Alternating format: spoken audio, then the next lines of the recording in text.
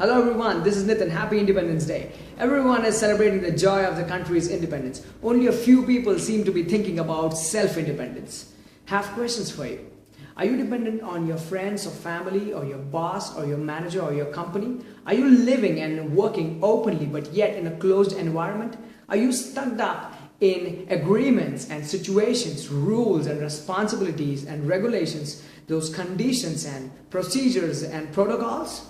Is your employment, your earning dependent on your performance or your employer's perception?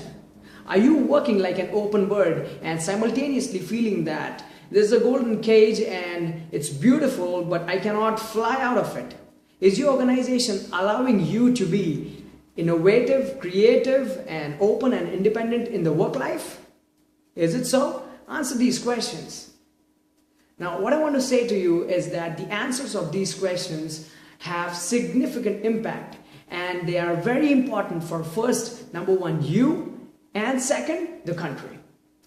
Right this moment, I want to spare seconds with you talking to you about creating your self-independence. Independence means no dependence. It's a state of continuous and complete self-drive. Now, if you look at the word independence, it has I. And think of it as I means me, myself, or self, or soul.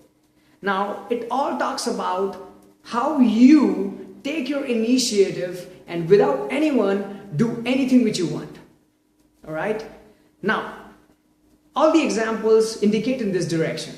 Self-decision, self-initiative, self-planning, self-preparation, self-performance, etc. In all, it talks about self-sufficiency. Now let me tell you what it takes for the self to reach to this self-independence level. The self must perform 3 steps alone without anyone's help. And these 3 steps I'm going to show you in a model which is my company's logo. Have a look at this model.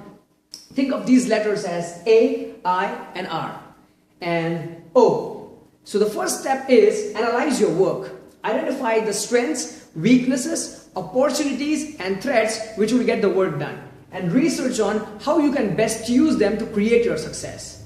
That's step number 1. Step number 2 is to create an action plan, identify the people and interact with them and take their opinion on it.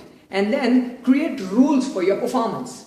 Step number 3 is to act on your action items, your action plan aggressively and then implement all those things and improvise continuously and consistently every single moment and strive hard to produce the results.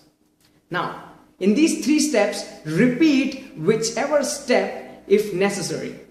Now, make it very clear that you remember one thing. Independence may not necessarily mean freedom. You can be free but yet be dependent on something. Alright? Independence means self-sufficiency. It means that you are a self-sustaining soul having a self-sustaining spirit. Alright?